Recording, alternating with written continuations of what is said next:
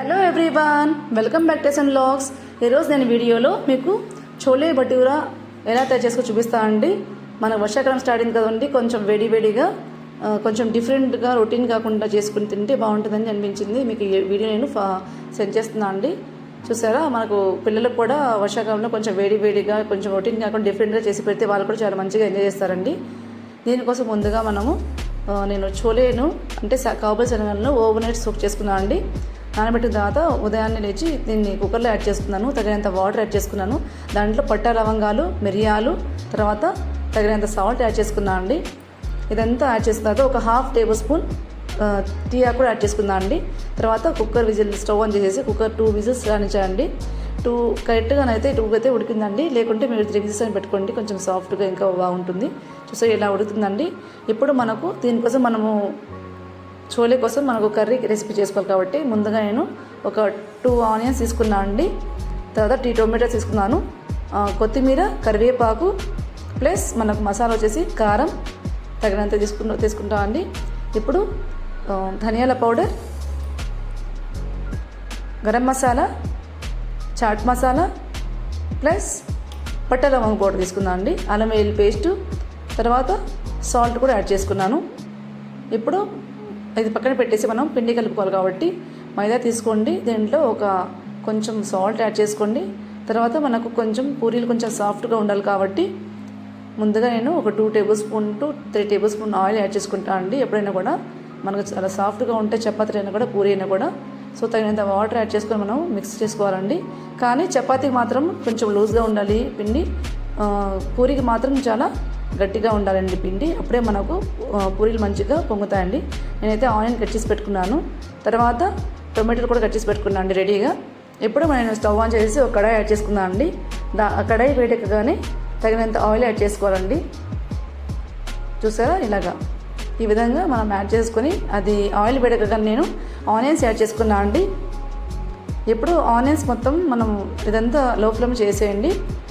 ఎందుకంటే high flame అయితే తొందరగా వేగిపోతాయండి. ఇప్పుడు కరివేపాకు యాడ్ చేసుకున్నాను అండి. ఇలాగా ఆనియన్స్ మెత్తపడాలండి. ఈ స్టేజ్ తర్వాత మనకు ఇప్పుడు వచ్చేసి ఒక 1/2 టేబుల్ టు 1 టేబుల్ స్పూన్ మనం అయితే అల్లం వెల్లుల్లి పేస్ట్ యాడ్ చేసుకున్నాను నేను. తర్వాత ఇది మంచిగా మిక్స్ చేసుకున్న తర్వాత పట్టా లవంగ పౌడర్ యాడ్ చేసుకున్నాను. ఇది మొత్తం మిక్స్ అవ్వాలండి. ఇప్పుడు పసుపు ఒక 1/2 టేబుల్ స్పూన్ యాడ్ చేసుకున్నాను అండి. తర్వాత టొమాటోస్ యాడ్ చేసుకున్నాను. ఇప్పుడు ఇదంతా మంచిగా సిమ్లో పెట్టేసి స్టవ్ మంచిగా మిక్స్ చేసుకున్నాను అండి. ఎందుకంటే హై ఫ్లేమ్ పెట్టేసి మనకు ఇది మొత్తం బాగా ఎక్కువగా ఫ్రై అయిపోతాయండి. ఇప్పుడు ఈ స్టేజ్లో నేను ఒక సాల్ట్ వచ్చేసి ఒక 1/2 టేబుల్ స్పూన్ యాడ్ చేసుకున్నాను అండి.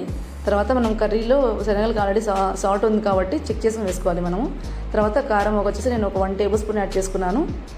ఇదంతా మంచిగా మిక్స్ చేసుకోవాలండి. తర్వాత దీంట్లో వచ్చేసి 1/2 టేబుల్ స్పూన్ గరం మసాలా, ఇప్పుడు 1/2 టేబుల్ స్పూన్ మళ్ళీ ధనియాల పౌడర్ కూడా యాడ్ చేసుకున్నాను అండి. తర్వాత చాట్ మసాలా కూడా యాడ్ చేసుకున్నాను. ఇదంతా మసాలా మొత్తం మనము టొమాటోలకు సెట్ అవ్వాలి కాబట్టి ముందే యాడ్ చేసుకున్నాను నేను. ఇలా మంచిగా మిక్స్ చేసుకొని రోస్ట్ అవ్వాలి కదా, టొమాటోలు కూడా మెత్తపడాలి కదండి. సో ఇలా మంచిగా మిక్స్ చేసుకుని తర్వాత నేను మూత పెట్టేసుకున్నాను అండి. ఇంతలోపు మనం ఆల్రెడీ ఉడికించిన శనగల నుంచి వాటర్ స్ట్రెయిన్ చేసుకోవాలండి. ఈ వాటరే మనము కర్రీలో యూజ్ చేసుకుంటే బాగుంటుందండి. ఎందుకంటే ఆ వాటరే మనకు కలర్ ఇస్తుందండి చోలేకి మెయిన్గా. సో ఇలాగ మూత చేసిన తర్వాత టమాటాలు మొత్తం మెత్తపడ్డాయండి. ఇప్పుడు మనం స్ట్రెయిన్ చేసుకున్న వాటర్ని దీంట్లో యాడ్ చేసుకోవాలన్నమాట. అవైతే మనకు కలర్ఫుల్గా ఉంటాయి. చోలేకి కరెక్ట్గా మనకు కన్సిస్టెంట్ కూడా సరిపోతుంది. చూసారా, ఇట్లా మంచిగా మిక్స్ చేసుకోవాలండి. ఇప్పుడు మనం ముందుగా పెట్టుకున్న కాబూలి శనగలను యాడ్ చేసుకోవాలండి. మనం టీ ఆకు ఎందుకు వేస్తామంటే దాంట్లో కలర్ఫుల్గా వస్తుంది కాబట్టి పట్టా లవంగాలు కూడా యాడ్ చేసుకుంటారు. ఇది మొత్తం మనకు ఈ చోలేకి ఒక టెక్స్చర్ తర్వాత కలర్ఫుల్గా ఉంటుందండి. సో ఇలాగ మొత్తం యాడ్ చేసిన తర్వాత నేను తగినంత వాటర్ యాడ్ చేసుకున్న తర్వాత నేను కొత్తిమీర యాడ్ చేసుకున్నాను అండి. సాల్ట్ చెక్ చేసుకున్నాను.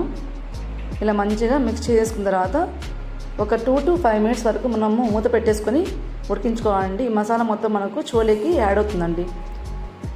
సో ఇలాగా నేనైతే ఒక 2 మినిట్స్ మళ్ళీ లో ఫ్లేమ్ పెట్టేసుకున్నాను.